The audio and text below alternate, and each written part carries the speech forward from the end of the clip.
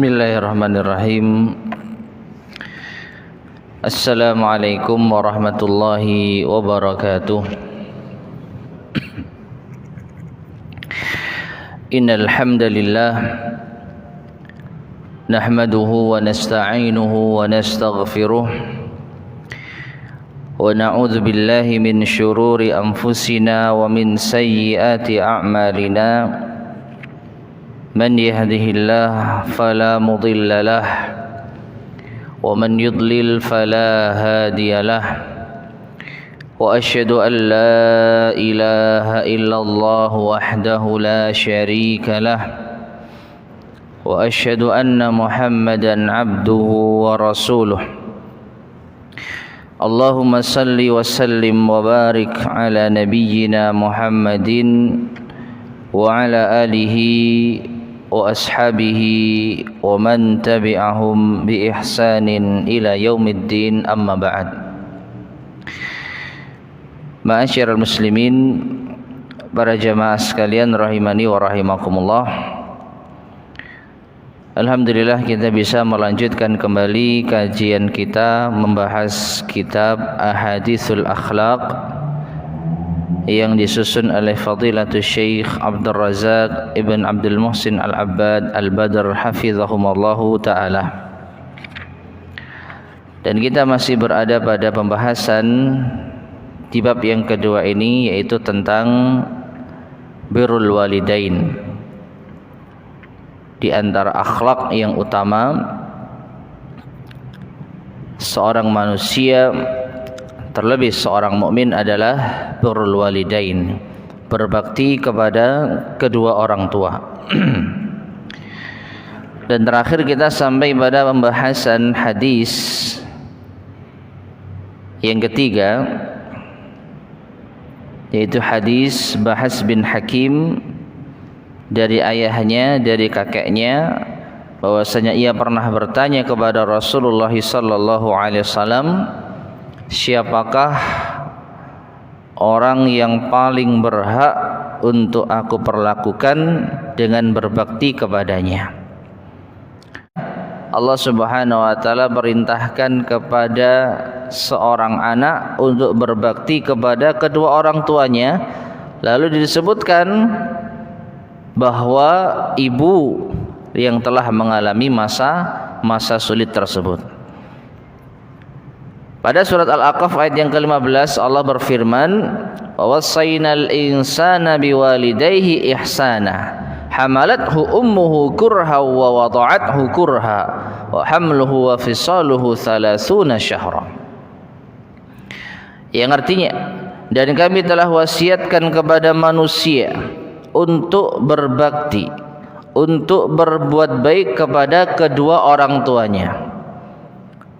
Lihat jamaah sekalian rahimani wa rahimakumullah, ayat ini diawali dengan perintah berbakti kepada kedua orang tua secara umum. Ya, biwalidayhi ihsana, untuk berbakti, untuk berbuat baik kepada walidayhi, kedua orang tuanya. Namun lanjutan ayat yang disebutkan itu khusus tentang ibu.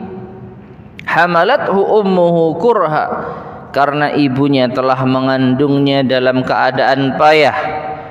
Wa wada'athu kurha, demikian pula tatkala melahirkannya dalam keadaan payah. Wa hamluhu wa fisaluhu 30 syahra, ya, mengandung sampai menyapihnya selama 30 bulan. Jadi yang dijadikan sebagai yaitu peringatan bagi kita, lihat ibumu itu sudah mengandung dan melahirkan dan menyusuimu dalam keadaan payah. Padahal diawali ayat ini dengan perintah untuk berbakti kepada siapa? Dua orang tua. Enggak disebutkan di ayat ini ayahmu juga sudah cari nafkah misalnya, tidak. Ini menunjukkan apa? Menunjukkan ibu itu memiliki kedudukan yang lebih besar dibanding dengan ayah. Itu ayat ke-15 dari surat Al-Ahqaf. Adapun ayat yang ke-14 dari surat Luqman, Allah berfirman, "Wa wassaynal insana biwalidayhi hamalathu ummuhu wahnan ala wahnin wa fisaluhu fi amain." Mirip.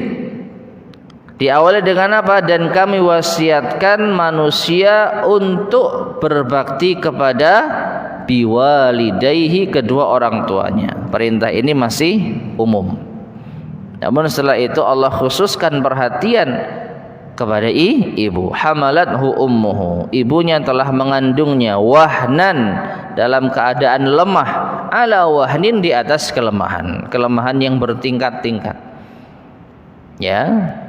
Wa fisaluhu, demikian pula menyusuinya, sejak masa mengandung sampai menyusui, fi amaini, dalam 2 tahun. Ya, dalam 2 tahun.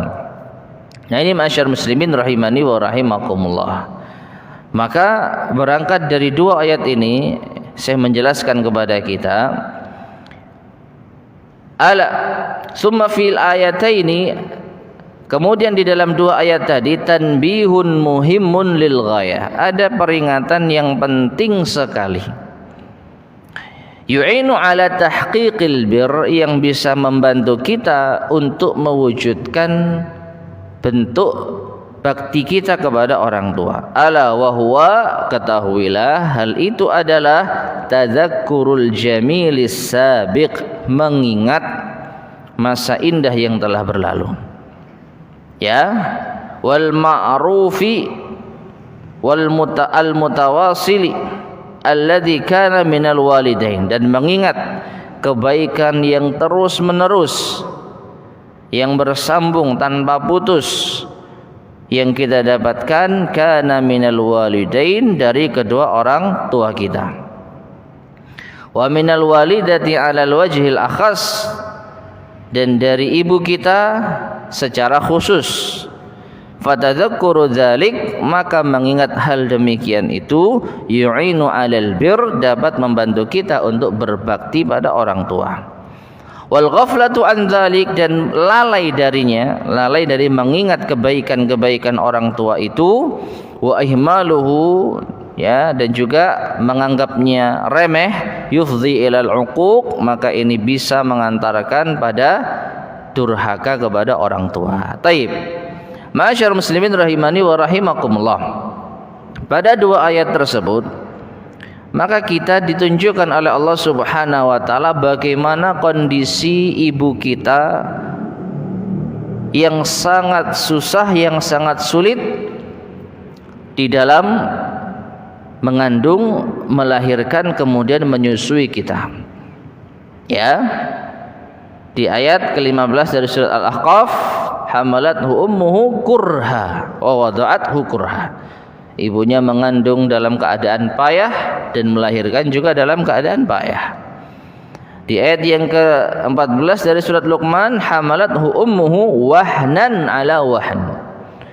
Ibunya telah mengandungnya dengan kelemahan di atas kelemahan.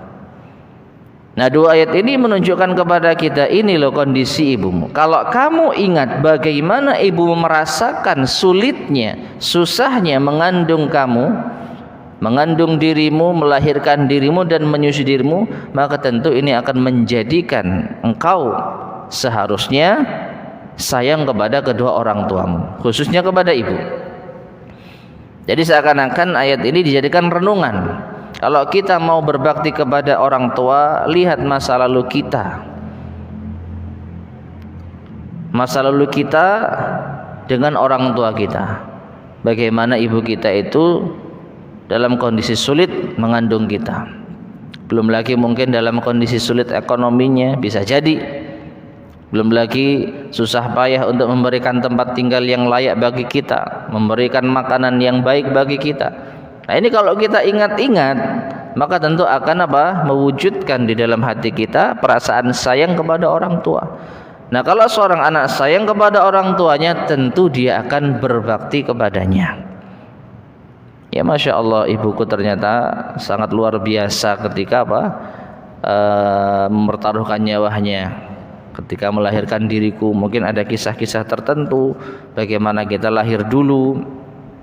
Nah ini jemaah sekalian rahimani wa rahimakumullah, di antara hal yang bisa membantu kita untuk berbakti kepada orang tua. Sekali lagi diawali dengan apa? Perasaan kasihan.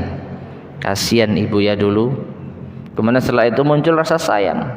Nah kalau sudah kasihan dan sayang, maka tentu seorang anak tidak akan durhaka kepada ibunya. Ya, maka dari itu saya menjelaskan, kalau seorang anak itu lalai dari mengingat jasa ibu, terutama dalam 3 kondisi awal kita ada di dunia, di kandungan, saat dilahirkan, dan saat apa? Disusui. Ini kondisi-kondisi kritis. Kita nggak bisa apa-apa selain pertolongan dari Allah Subhanahu wa taala, kemudian bagaimana ibu kita mempertaruhkan apa? Nyawanya, mempertaruhkan hidupnya, segalanya. Pokoknya anaknya sehat, pokoknya anaknya bisa lahir dengan sehat dan juga bisa tumbuh dengan sehat. Itu fokus ibu kita kepada kita. Nah, kalau seorang anak ingat itu, maka insya Allah dia akan sayang pada ibunya dan akan menjadikan berbakti kepada ibunya. Tapi kalau anak nggak pernah mengingat, ya sama sekali abai, seakan-akan dia itu dilahirkan dalam keadaan yang biasa saja, tidak ada pertaruhan nyawa, ya, tidak ada kesulitan dan kepayahan yang dialami oleh ibu, maka tentu sulit anak ini akan berbakti kepada ibunya.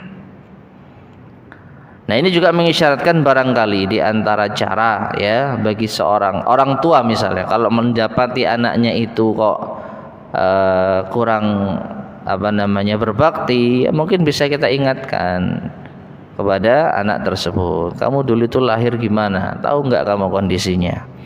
Waktu ibu mengandung dirimu mungkin ada kisah-kisah yang bisa menjadikan anak ini terenyuh. Nah kalau sudah terenyuh, sekali lagi akan muncul rasa sayang, dan kalau sudah sayang, insya Allah akan menjadi anak yang berbakti. Taib.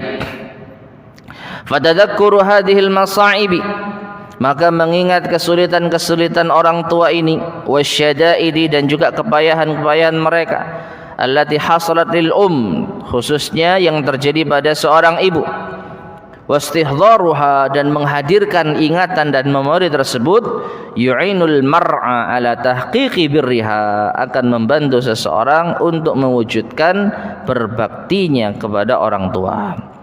Fa idza ghafala al-insan, tapi kalau manusia itu lalai an hadhil ma'ani wan syaghala anha, dari makna-makna seperti ini, dan dia lalai dari memperhatikannya, sama sekali tidak ada di dalam benaknya membayangkan bagaimana susahnya orang tua dulu ya mengandung dirinya sampai yaitu menyusuinya, dha'ufa fihi janibul bir, maka akan menjadi lemahlah sisi yang menjadikan dia bisa berbakti kepada orang tua.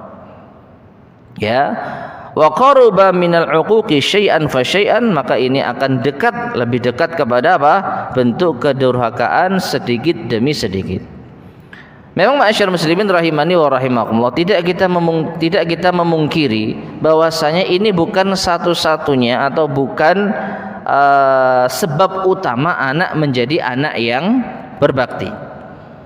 Karena kita jumpai banyak anak-anak yatim atau bahkan yatim piatu yang lahir dalam kondisi kedua orang tuanya meninggal. Ayahnya sudah meninggal terlebih dahulu, kemudian ibunya, anaknya selamat, ibunya meninggal. Ya, banyak kita jumpai mereka, anak-anak ini tanpa ada kasih sayang ibu sejak kecil, berbakti kepada kedua orang tuanya. Mungkin diingatkan oleh saudaranya, kalau kamu dulu punya orang tua seperti ini, tapi qadarullah meninggal. Maka muncullah rasa iba seorang anak terhadap perjuangan kedua orang tuanya. Namun dia tidak mendapatkan kasih sayang sejak bayi. Nah ini tidak menutup kemungkinan anak seperti ini pun juga bisa berbakti kepada kedua orang tua. Jadi sekali lagi, memang kita mengingat jasa ibu ketika merawat kita, ini bukan satu-satunya sebab menjadi anak yang berbakti. Kita bisa berbakti kepada orang tua tentu yang pertama dengan taufik dari Allah Subhanahu wa taala. Ya. Kalau Allah Subhanahu wa taala tidak memberikan kita taufik untuk bisa berbakti kepada orang tua, mustahil kita bisa berbakti kepada orang tua. Tapi bagaimana taufik ini datang kepada kita? Ada sebabnya. Dan di antara sebab yang bisa membantu dan menolong kita untuk berbakti pada orang tua, yaitu mengingat masa-masa sulit orang tua kita. Mengingat masa-masa sulit ibu kita. Ya, ini di antara cara. Ya. Namun sekali lagi bukan berarti ini satu-satunya cara. Karena bisa jadi ada anak yang sudah diingatkan, ibumu dulu seperti ini, ibumu dulu susah, tapi Allah nggak kasih hidayah, ya tetap aja jadi anak durhaka. Ya, sudah dikunci hatinya sama Allah Subhanahu wa taala. Ini ada juga. Namun paling tidak jamaah sekalian rahimani wa rahimakumullah, ini bisa dicoba. Kalau kita menjumpai anak yang kurang berbakti pada orang tuanya, coba ingatkan masa-masa itu. Ya, bacakan ayat Al-Quran. Ini loh nak, di dalam Al-Quran Allah perintahkan kita atau anak untuk berbakti pada kedua orang tua. Lalu disebutkan untuk mengingat bagaimana sulitnya kondisi ibu di saat mengandung, melahirkan dan juga menyusui. 6. Walida, kemudian saya melanjutkan, oleh karenanya finnas, ada pada manusia man qad yuhsinul muamalata ma'a rufaqaihi wa zumalaihi wa aqranihi. Ada yang sangat baik ketika bermuamalah, ketika memperlakukan orang lain seperti kawannya, sahabatnya, teman-temannya. Baik banget kalau sama temannya, sama sahabatnya, sama kawannya. Wa man yata'amalu ma'hum, dan juga orang-orang yang berhubungan dengan mereka, bermuamal dengan mereka. Fayukhatibuhum bil adab, sehingga kalau bicara dengan mereka, memanggil mereka, menyeru mereka itu dengan adab. Ya. Wahai teman misalnya, ngomongnya itu baik banget kalau sama temannya, sahabatnya. Wa talattufi fil hadis, kalau bicara lembut, santun. Lakinnahu la yuhsinu syai'an min dzalik, akan tetapi dia sama sekali tidak berbuat baik sedikit pun ma'a walidatihi, bersama dengan ibunya. Kalau sama ibunya jauh. Ma'anna hiyal ahaq, padahal ibu adalah orang yang paling berhak untuk kita terapkan kelemah lembutan dan adab yang baik. Ini kita jumpai jemaah sekalian rahimani wa rahimakumullah. Panggil temannya dengan panggilan yang baik, dengan panggilan yang lembut. Panggil ibunya kasar, keras, ya, dan semena-mena. Ya, kalau ada kesalahan pada orang lain dimaafkan, oh enggak apa-apa. Itu ya. Tapi kalau ibunya yang salah, ibu ini gimana sih? Nah ini sering kita jumpai, sama temennya benar-benar lunak lah pokoknya. Enggak apa-apa. Kalau misalnya ada barang yang rusak, enggak apa-apa, nanti bisa diperbaiki. Enggak apa-apa, nanti insyaallah bisa dicari lagi. Tapi kalau sama ibunya, marahnya luar biasa. Ibu ini enggak tahu, ini barang kesukaan saya, ini barang kesayangan saya. Subhanallah. Kenapa enggak dibalik seperti itu ya? Nah, inilah tantangan bagi seorang anak. Ya, sama orang lain baiknya luar biasa, sama ibunya sangat-sangat berbeda jauh. Naam, ma'annaha hiyal ahaq, padahal dialah orang yang paling berhak untuk kita perlakukan dengan baik. Sebelum kita berakhlak kepada teman kita, saudara kita, kawan kita, ibu terlebih dahulu harus kita perlakukan lebih dari itu. Harusnya seperti itu. Bal yujadu man ya'uqqu walidayhi. Bahkan kita jumpai ada orang yang durhaka kepada kedua orang tuanya. Kalau sama temannya baik, tapi kalau sama orang tuanya durhaka. Wa huma ahaqqu bi husnil muamalah, padahal kedua orang tuanya adalah orang yang paling berhak untuk kita perbaiki hubungan kita. Wa yakunu ma'a uquqihi liwalidayhi, dan ketika dia durhaka kepada kedua orang tuanya, mu'amilan lil akharin, tapi dia justru memperlakukan orang lain bil muamalati thayyibah, dengan muamalah yang baik, ya, wal adabil fadilah, dengan adab yang mulia.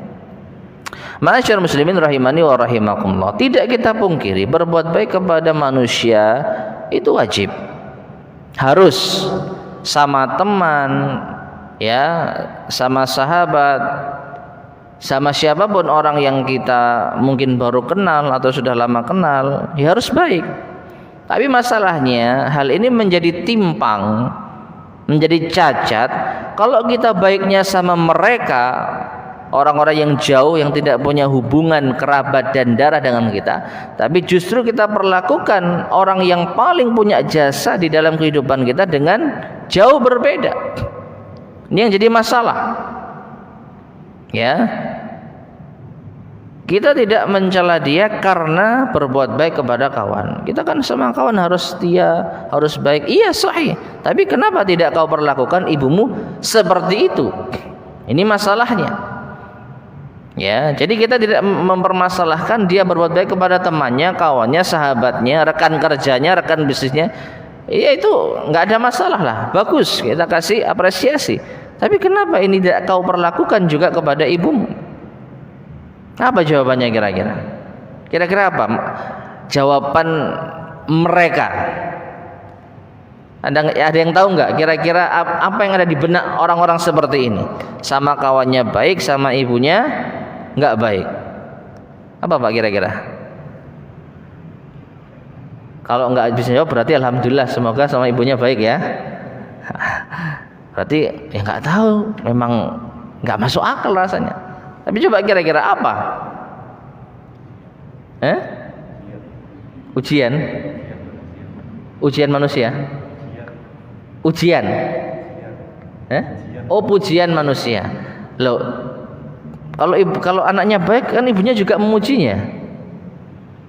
Waduh, anakku baik sekali, dapat pujian kita sama ibu. Tapi kenapa kok tidak mengharapkan pujian ibu? Ya, kenapa kira-kira ini? Apa yang bisa nanti dia pertanggungjawabkan di hadapan Allah? Ya Allah, saya sama teman saya itu karena begini. Kalau sama ibu kan udah biasa. Mungkin itu ya di benak mereka. Jadi memperlakukan ibu seperti orang biasa, atau bahkan naudzubillah seperti pembantu. Bu, tolong ambilkan ini. Tapi sama temannya, sudah aku aja yang ngambil. Subhanallah. Ya. Jangan repot-repot, jangan repot-repot. Saya bisa sendiri. Tapi sama ibunya, Bu, tolong ambilkan baju, Bu, tolong cucikan. Subhanallah. Kira-kira apa yang nanti bisa dia jadikan pertanggungjawaban di hadapan Allah Subhanahu wa taala? Ya, apa yang ada di benak dirinya? Wallahu a'lam bishawab. Ma'asyar muslimin rahimani wa rahimakumullah. Memang ada suatu semacam pepatah ya. Saya lupa teks Arabnya. Banyaknya kita apa istilahnya itu banyaknya kita berinteraksi. Banyaknya kita berinteraksi ini bisa mematikan sensitivitas. Memang ada suatu pepatah yang kurang lebih maknanya seperti itu. Saya lupa teks Arabnya, tapi yang saya pahami, banyaknya kita berinteraksi itu bisa mematikan sensitivitas. Ya. Semakin kita jarang berinteraksi, semakin kita bisa apa? Sensitif. Benar-benar baik. Dan ini insya Allah kita rasakan. Sama teman yang sudah lama nggak ketemu, Masya Allah, kangen-kangenan. Kalau perlu kita traktir, kalau perlu kita sempatkan waktu luang untuk berbicara dan lain sebagainya. Tapi sama teman yang setiap hari ketemu biasa saja, kan gitu ya. Kenapa? Ya sering ketemu. Jadi perlakuannya sudah biasa. Demikian pula dengan ibu kita, sejak lahir sampai kita dewasa, ya sudah ngelibet aja sama orang rumah. Jadi sudah seakan-akan nggak ada sensitivitas, nggak ada perasaan yang harus dijaga. Ya, tidak ada kondisi-kondisi yang harus kita benar-benar perhatikan. Tidak ada waktu yang harus benar-benar kita jaga, janji yang harus kita tepati. Alah sudah biasa. Nak jemput ibu jam 9, iya insyaallah. Alah ibu aja kok. 9:15 itu masih untung. Ya, telat 5 menit dia biasa. Tapi kalau sama temannya yang tidak pernah bertemu dalam waktu yang lama, setengah jam bahkan 1 jam sebelum temannya datang sudah ada di tempat itu. Ya enggak? Iya enggak? Kalau sama orang yang sudah sering ketemu, alas konco dewe gitu ya. Itu kalau teman. Kalau ibu apalagi? Yang di rumah ya ketemu ibu, kemana-mana nganter ya sama ibu. Kalau kita sakit ya ngerawat ibu. Ya, itu yang menjadikan karena seringnya kita berinteraksi, akhirnya kita nggak sensitif lagi. Nah, oleh karena itu ma'asyar muslimin rahimani wa rahimakumullah, memang ini hal yang bisa dikatakan ya alami. Cuman karena kita punya aturan syariat, maka hendaknya perasaan seperti ini bisa kita minimalisir. Artinya kalau kita biasa saja, sudah sering, kalau sama ibu hendaknya kita meskipun gitu dia ibu saya, meskipun tiap hari ketemu dia tetap harus jadi orang nomor 1 yang ada pada diri saya. Ya. Jadi seperti itu, wallahu a'lam bishawab ya. Jadi mungkin saja pertimbangan orang-orang itu ya hanya sekedar itu saja. Karena ibu sering ketemu jadi biasa, tapi kalau sama teman yang jarang ketemu jadi luar biasa. Ya, belum lagi kalau di luar ada kepentingan duniawi, kawan ini kawan yang punya kedudukan, jadi kita cari muka, wah tambah lagi kita. Ya, bahkan kita rela menjatuhkan harga diri kita demi mendapatkan pujian darinya, demi mendapatkan keuntungan duniawi dari dirinya. Allahul musta'an. Baik. Nah, ini ma'asyar muslimin rahimani wa rahimakumullah. Jadi di dalam hadis Bahas bin Hikam dan juga di dalam ayat Al-Aqaf ke-15 dan Luqman ayat ke-14, ini menunjukkan sekali lagi orang tua itu menjadi prioritas utama kita di dalam memperlakukan orang dengan baik. Perbaiki dulu hubungan kita dengan orang tua, baru setelah itu kepada kawan kita. Kemudian qala al-muallif hafizallah, Syekh Abdul Razak berkata, wa qauluhu, kemudian sabda Nabi sallallahu alaihi wasallam, tsummal aqraba fal aqrab, kemudian kerabat dekat dan yang lebih dekat. Fihi tanbihu ala mura'ati haqqil qarabah. Di dalam hadis ini terdapat peringatan untuk memperhatikan hak kerabat. Ya, hak kerabat. Al-adna fal adna wal aqrabu fal aqrabu. Yang paling dekat kemudian yang paling dekat baru setelahnya. Wa idza kanatil ummu ahaqqa bil birri minal ab, dan apabila seorang ibu lebih berhak untuk kita berbakti padanya daripada ayah, fa fi janibil aqarib, maka dari sisi kerabat aidan juga yaqulun nabiyyu sallallahu alaihi wasallam, Nabi sallallahu alaihi wasallam bersabda, al khalatu bimanzilatil bibi itu memiliki kedudukan sama dengan ibu. Rawahul Bukhari, hadis ini diriwayatkan oleh Al-Bukhari, falaha ahaqqiyatun khassatun, maka bibi memiliki kedudukan khusus. Taib. Ma'asyiral muslimin rahimani wa rahimakumullah. Kalau berbakti pada orang tua maka jelas hubungannya adalah kita ke atas, ya.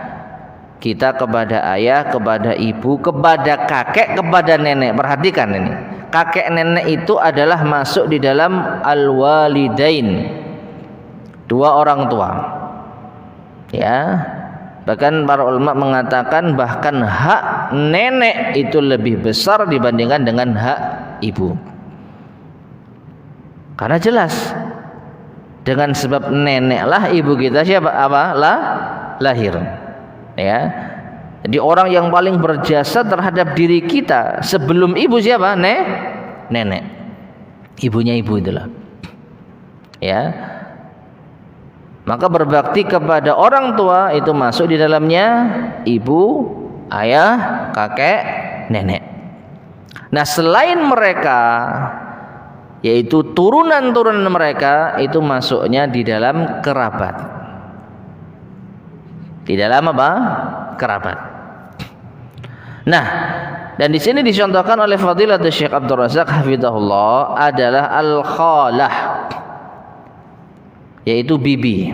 Meskipun dalam bahasa Arab bibi itu dibedakan penyebutannya, istilahnya. Kalau kita bibi itu siapa?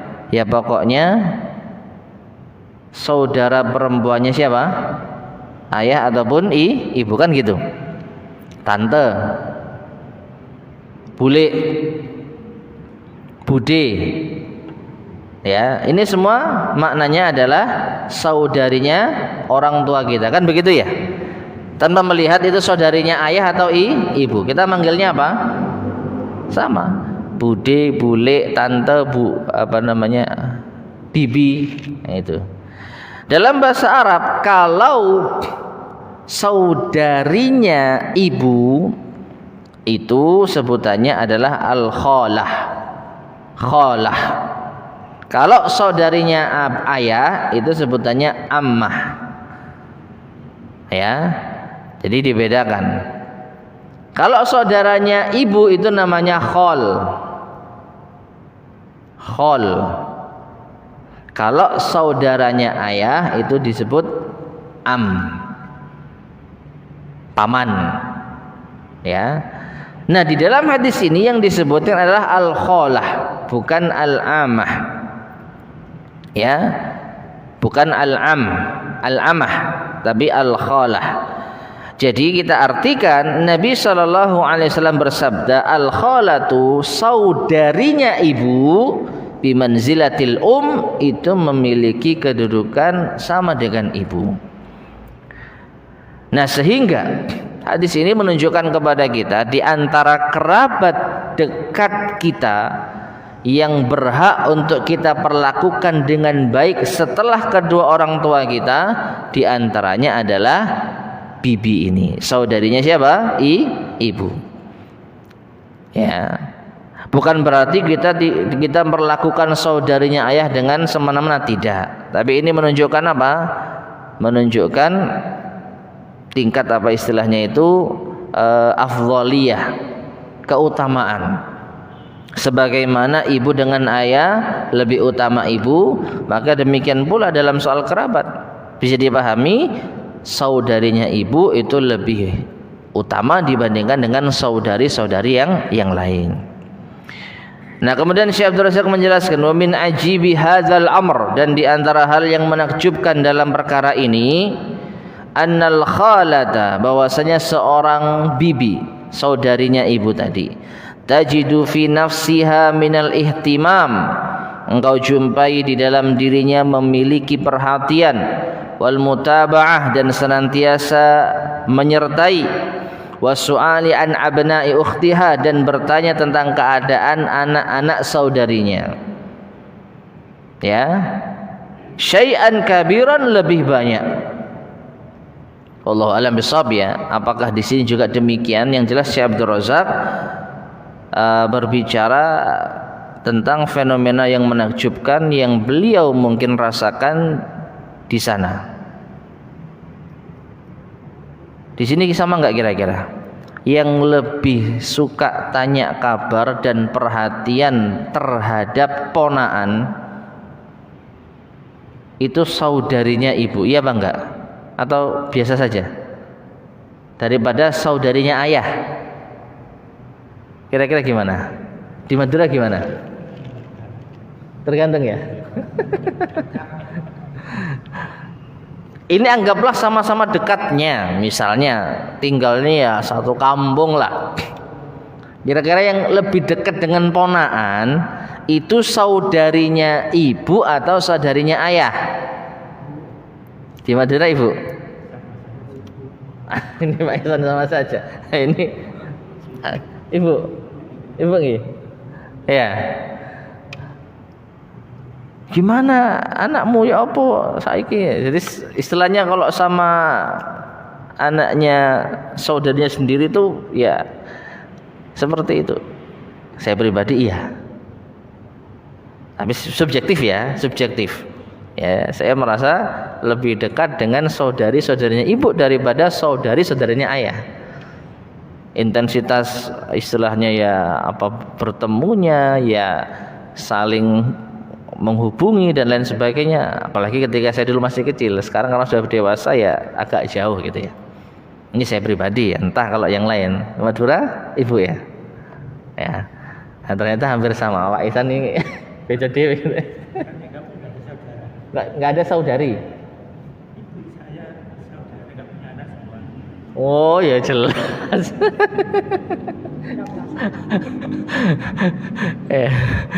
Tapi ada saudari. Saudari ada. Lah mungkin saudarinya nanyai ke ibunya gitu. Ya tidak ya. Enggak ingat. Biasa saja. Allahu a'lam bishawab. Namun di sini Syekh nampaknya menceritakan kondisi di sana ya. Dan kalau memang ternyata sama dengan sini ya berarti memang secara umum seperti itu. Ya perhatian saudari terhadap anak saudarinya itu lebih besar dibandingkan dengan anak saudaranya. Ya, anak saudaranya. Ya kalau kita perhatikan ya mungkin ini normal ya. Kenapa? Karena saudari gitu ya. Jadi sama-sama perempuan. Ya, dulu ketika masih kecil wis ya sudah namanya saudari wis mungkin saling tukar pakaian, saling ini, saling itu, saudari dan saudari, perempuan dan perempuan, sehingga ini diteruskan ketika mereka sudah berkeluarga. Sedangkan laki-laki dan anak laki-laki dengan saudara laki-lakinya kan nggak sedekat itu. Nah, kalau sudah mereka menikah ya kan ada istrinya. Ya, nah seorang perempuan ya tidak dekat ya rata-rata ya nggak terlalu dekat dengan istri saudaranya kan begitu. Jadi pahami ya. Kalau sama-sama perempuan seakan-akan nggak ada batas. Kenapa? Karena dari dulu sudah biasa dekat. Tapi kalau sama saudara laki-laki, apalagi dia udah punya istri ini orang lain. Jadi masalah anak itu kan ya nggak terlalu paling standar lah. Kalau katakanlah mas anak sampean tapi nggak bisa sedekat kalau itu saudari. Jadi ini wallahu a'lam bishawab ya nampaknya hal yang secara fitrah gitu ya. Nah itu makanya disebutkan al khalatu bimanzilatil kata Nabi SAW. Saudarinya ibu itu kedudukannya seperti ibu. 6.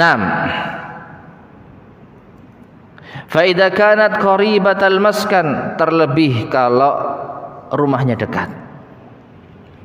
Ya, rumahnya dekat minha darinya. Tubadiluha at-ta'awuna 'ala tarbiyati wal islah, maka bibi tersebut saudarinya ibu itu bisa bertukar posisi untuk memberikan bantuan di dalam mentarbiyah anak dan memperbaiki anak, yaitu ponakannya maksudnya.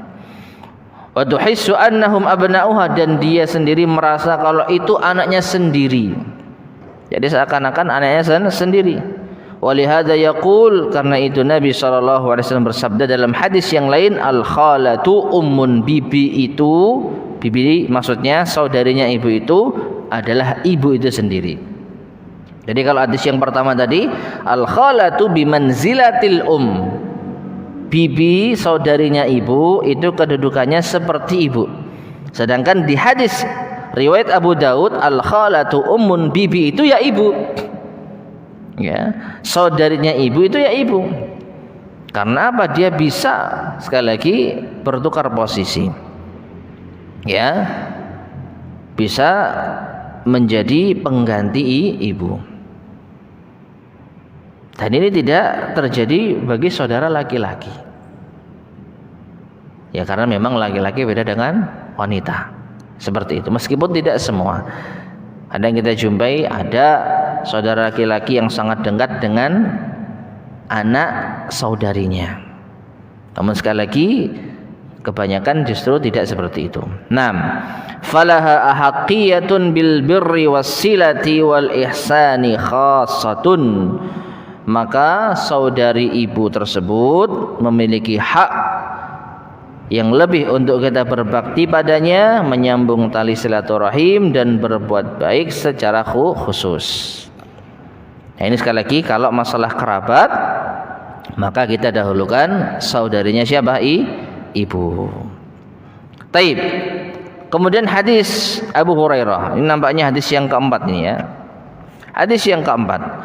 An Abi Hurairah radhiyallahu anhu qala, dari Abu Hurairah radhiyallahu anhu ia berkata, ata rajulun nabiyallahi sallallahu alaihi wasallam faqal,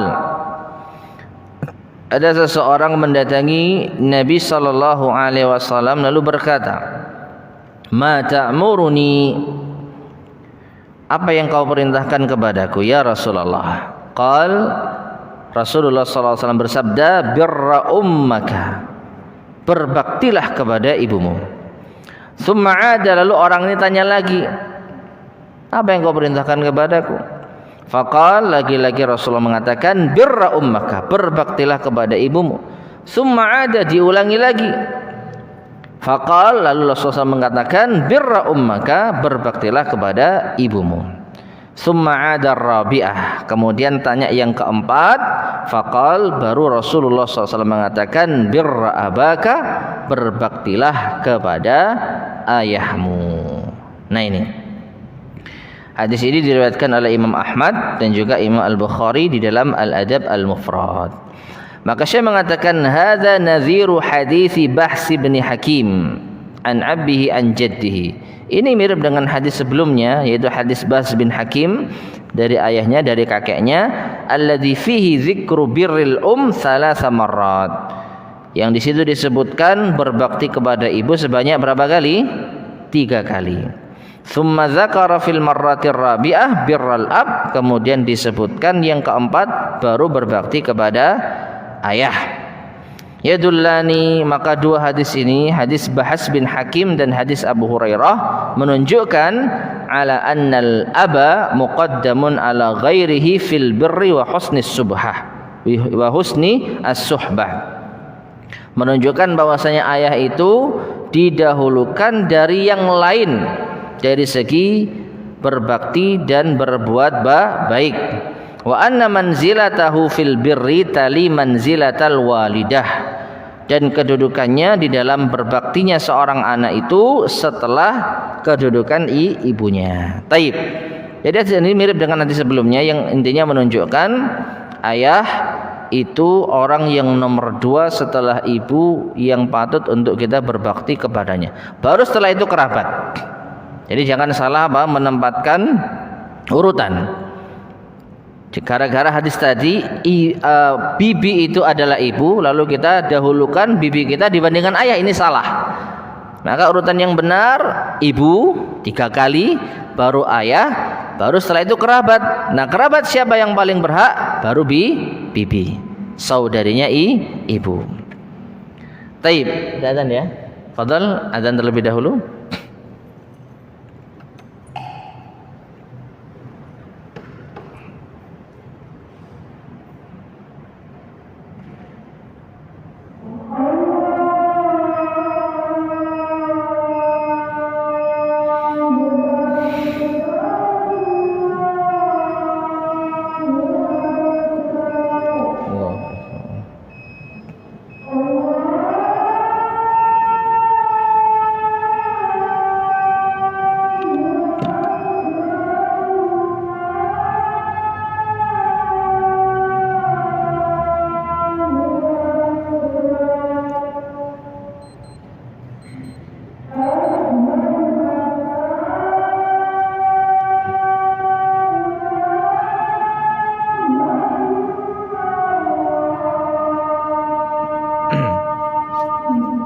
Sudah lain.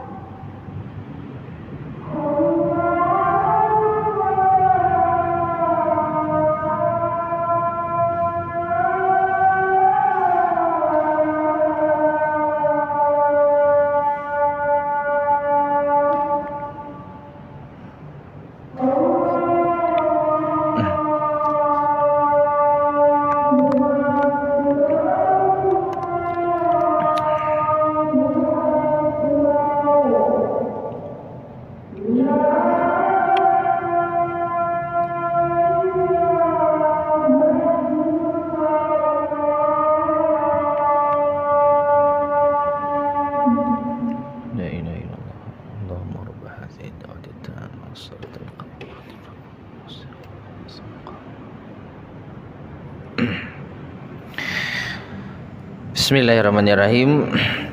Ma'asyiral muslimin rahimani wa rahimakumullah. Setelah hadis yang keempat ini, di sini Syekh Abdul Razak membawakan asar, yaitu dari sahabat, bukan hadis Nabi sallallahu alaihi wasallam. Namun karena penjelasannya panjang, mungkin akan kita bacakan dulu asarnya, kisahnya. Insyaallah penjelasannya pada kesempatan berikutnya. Wa an Atha ibn Yasar an ibni Abbas radhiyallahu anhuma, dari Atha bin Yasar dari Ibnu Abbas radhiyallahu anhuma, annahu atahu rajulun faqal, ada seseorang yang datang kepada beliau. Ada orang datang ke Ibnu Abbas lalu berkata, inni khatibtu atau inni khatabtu imra'atan fa'abat an tankihani. Aku pernah melamar seorang wanita tapi dia enggak mau menikah dengan saya. Fa khatabaha ghairi, ternyata ada orang lain yang melamarnya. Fa ahabbat an tankihahu, dan dia mau dinikahinya. Faghirtu, aku pun cemburu alaiha, ya, atas wanita ini. Faqataltuha, lalu aku membunuhnya.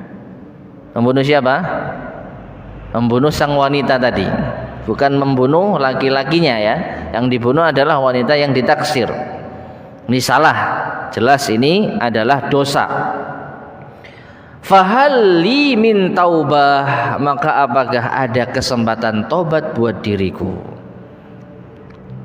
Jadi tanya kepada Ibnu Abbas, saya habis membunuh seorang wanita yang menolak untuk kunikahi, tapi justru dia memilih laki-laki lain. Qal, maka Ibnu Abbas mengatakan, ummuka hayyatun, apakah ibumu masih hidup? Qala la, maka kata orang tadi mengatakan tidak. Qal, maka Ibnu Abbas mengatakan, tub ilallahi azza wa jal, kalau gitu bertaubatlah kepada Allah azza wa jal, wa taqarrab ilaihi mastata'ta, dan hendaknya engkau mendekatkan diri kepada Allah semampumu. Fadhahabtu, maka kata Atha bin Yasir, aku pun pergi menjumpai Ibnu Abbas. Jadi Atha bin Yasir ini menyaksikan dialog tersebut, konsultasi orang tadi kepada Ibnu Abbas. Setelah Ibnu Abbas selesai, yaitu menjawab konsultasi orang tadi, Atha bin Yasar mendatangi Ibnu Abbas. Fasa'altu Ibnu Abbas, aku pun menanyakan kepada Ibnu Abbas, lima sa'altahu an hayati ummi, tadi kenapa engkau bertanya apakah ibunya masih hidup? Jadi seakan-akan apa hubungannya? Orang yang habis membunuh ditanyakan ibunya masih hidup atau tidak, apa kaitannya? Maka Ibnu Abbas mengatakan, inni la a'lamu amalan aqraba ila Allah azza wa jal min birril walidah. Kata Ibnu Abbas, sesungguhnya aku tidak mengetahui amalan yang paling mendekatkan diri kepada Allah melebihi berbakti kepada seorang ibu. Asar ini diriwayatkan oleh Imam Al-Bukhari di dalam kitabnya Al-Adab Al-Mufrad dan disahihkan oleh Syekh Albani rahimahullahu taala. Taib jamaah sekalian rahimani wa rahimakumullah, penjelasan lebih lanjut tentang asar ini akan kita lanjutkan biiznillah pada kesempatan berikutnya. Namun poin utama di dalam asar ini, Ibnu Abbas radhiyallahu taala anhuma memahami bahwasanya ketika ada orang yang jatuh pada dosa lalu dia bertaubat dan menyesal, di antara hal yang bisa meringankan dosanya adalah berbakti kepada siapa? Ibu. Jadi orang-orang yang bisa kita pahami ya, orang-orang yang banyak maksiatnya, kalau masih punya ibu, tebuslah kemaksiatanmu dengan berbakti pada ibu. Fokus berbakti kepada ibu. Insya Allah inilah yang bisa diharapkan untuk mendekatkan diri kepada Allah, agar Allah menghapus dosa-dosa kita yang telah berlalu. Wallahu ta'ala a'lam bissawab. Baik masyarakat muslimin rahimani wa rahimakumullah, ini yang mungkin bisa kita sampaikan pada kajian kita di malam hari ini. Kurang lebihnya saya mohon maaf. Sebelum kita akhiri, ada yang mau disampaikan? Tafadhol silakan. Nggih. Kalau ayah kita menyuruh kita suruh beli rokok, kita zakat, bagaimana cara melakukan istirahat? Sensitif ini. Iya, ya yang jelas nggak boleh, itu yang pertama. Lalu gimana caranya? Masing-masing tahu. Ini kalau enggak dibelikan, itu dampaknya seperti apa? Apakah akan membuat kiamat rumah? Atau biasa saja? Atau bagaimana? Masing-masing bisa mengetahui kondisinya. Jadi nggak bisa kita katakan terpaksa beli atau jangan beli, ya, kondisional. Dan ini nggak mungkin kita jawab secara umum ya, harus melihat kondisi masing-masing. Intinya seberapa kuat Anda dibandingkan dengan ayah Anda. Nah ini, kalau orang tuanya sepuh terus nggak bisa apa-apa kecuali dengan bantuan kita, ya kita abaikan. Orang tua sepuh hidupnya bareng kita. Jadi orang tua ini yang istilahnya yang ngerawat ya kita, yang ngasih makan kita, minta seperti itu ya cukup abaikan saja. Nah ini. Tapi kalau orang tua ini beda, apalagi ada masalah seperti itu langsung diusir kita. Wallahu a'lam bishawab. Ya. Jadi banyak perhitungan-perhitungan yang harus diperhatikan di sini. Jadi nggak bisa dikebiah uyah, taati atau abaikan, ya. Namun secara asal, tolong menolong dalam maksiat itu tidak dibolehkan. Cuman apakah ini masuk kondisi darurat? Nah ini perlu pembahasan lebih lanjut, ya. Secara pribadi aja ya, jangan jangan umum. Ya harus tahu dulu gimana kondisi ayahnya jenengan, gitu ya. Wallahu a'lam bishawab. Baik, ada lagi yang sampaikan? Oke, monggo. Amin wa jazakallahu khairan. Tadi jangan kan bilang ada pembahasan untuk mengingat masa lalu orang tua. Nah, terus pola-pola itu bisa nggak diajarkan, dikasih edukasi dari kecil ke anak itu? untuk anak kita. Sangat bisa. Takutnya nanti yang saya habis apa kebaikan, ngasih kebaikan orang terus beritahu kamu sudah kasih tahu, tak kasih kebaikan itu. Wallahu a'lam bishawab. Intinya mengungkit kebaikan gitu ya. Kita dilarang mengungkit kebaikan. Taib. Kalau mengungkit kebaikan kepada orang lain ya jelas. Tapi kalau ini kepada anak kita, bahkan itu termasuk di antara bentuk mengingatkan, maka tidak ada masalah. Jadi jangan samakan perlakuan kita kepada orang lain ya dengan kepada anak kita, karena beda. Apa yang terjadi pada anak kita ya kita bertanggung jawab penuh, sedangkan orang lain itu urusan mereka. Ya, sampai-sampai Nabi SAW mengatakan dalam hadisnya, anta wa maluka li abika, kamu dan hartamu itu milik ayahmu. Nah seperti itu. Berarti seakan-akan tidak ada batas hubungan antara ayah dengan orang tua dengan anak. Jadi sampai masalah-masalah seperti apa namanya itu ya nggak ada masalah. Nah dulu kamu ingat ya, sudah bapak kasih tahu, bapak kasih hadiah, sekarang nggak nurut, misalnya masalah sepele, nggak ada masalah bagi orang tua kepada anak. Ini jadi masalah kalau kita kepada orang lain. Kamu dulu sudah tak kasih jajan loh, sekarang kamu kok nggak ngasih saya. Ini masalah. Ini mengungkit-ungkit kebaikan karena orang lain. Tapi kalau sama anak sendiri, saya rasa nggak ada masalah. Jadi tidak ada masalah dan tidak termasuk mengungkit-ungkit kebaikan yang dilarang. Mungkin seperti itu. Wallahu a'lam bishawab. Ada lagi? Nggih, monggo.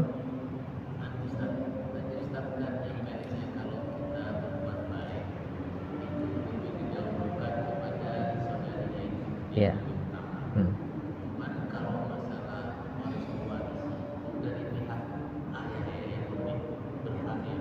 Ya.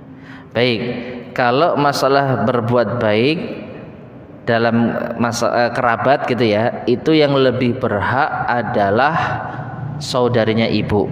Tapi dalam masalah waris yang lebih berhak itu saudaranya ayah. Begitu. Jawabannya iya, betul. Dan ini sebenarnya ada pelajaran yang belum sempat saya mengulang ya, atau saya murojaah. Karena kalau dalam masalah warisan memang ayah atau saudaranya ayah itu bukan termasuk qorobah. Qorobah itu bahasa kita kerabat. Jadi kerabat itu memang dari jalur ibu. Nah dari jalur ayah itu mereka termasuk ahli waris. Jadi termasuk di antara apa bahasanya ya, ashabul faraid. Jadi orang-orang yang berhak mendapatkan warisan secara langsung. Kalau misalnya mereka ada dalam artian misalnya nggak punya orang tuanya sudah meninggal, kemudian nggak punya anak, yang ada cuman saudaranya ayah, maka mereka lebih berhak daripada saudaranya ibu. Nah kalau mereka semua nggak ada, baru larinya kepada qorobah, yaitu kerabat, saudarinya ibu. Jadi wallahu a'lam bishawab, ya tentu ada hikmah di sana ya. Seakan-akan ya mungkin ada pertanyaan, kenapa kok waktunya berbakti, kita berbakti didahulukan kepada saudarinya ibu, tapi yang dapat warisan kok saudaranya ayah, kan gitu ya seakan-akan. Wallahu a'lam bishawab. Ya wallahu a'lam bishawab. Nah, jadi benar itu yang dikatakan tadi ya. Kalau dalam masalah warisan saudaranya ayah, betul. Saudaranya ayah. Iya. Afwan, kalau saudarinya ayah tidak ya, tapi saudaranya laki-laki. Kalau saudarinya ayah itu tidak. Yang ada saudari kandung, itu ada saudari kandung, saudari seayah, saudari seibu. Tapi kalau saudarinya ayah itu tidak, bukan termasuk. Wallahu a'lam bishawab. Apa hikmahnya? Wallahu a'lam. Ya, mungkin seperti itu. Oke, afwan. Baik, ada lagi yang tanyakan? Cukup ya? Nah, satu lagi. Oke. Praktek nyata kalau saya kan kadang saya sama kita didik anaknya gimana? Siapa yang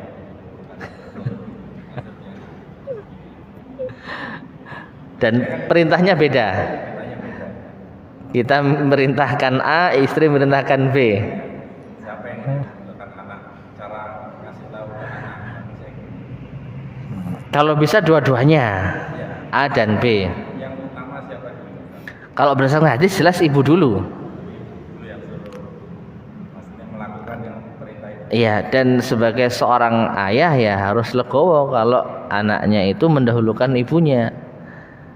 Ya, ayahnya pengen makan ote-ote, ibunya pengen tahu isi, gitu ya. Sedangkan nggak bisa dua-duanya. Misalnya itu ya. Ya wis, dahulukan ibumu nak. Nah, itu ayah yang bijak insyaallah. Ya. Meskipun jangan ar-rijalu qawwamuna 'alan nisa. Laki-laki pemimpin. Iya. Ini kalau kita sama istri kita, tapi kalau anak kita didik semena-mena nanti jadinya semena-mena juga. Oh gitu ya, jadi laki-laki harus gitu. Nah, jadi kita didik anak kita supaya mendahulukan ibunya. Insya Allah itu yang lebih tepat ya. Ya amin ya kamu. Tapi kita akhiri jemaah sekalian, semoga bermanfaat. Kurang lebihnya saya mohon maaf. Subhanakallahumma bihamdika asyhadu an la ilaha illa anta astaghfiruka wa atubu ilaik. Walhamdulillahirabbil alamin. Wassalamualaikum warahmatullahi wabarakatuh.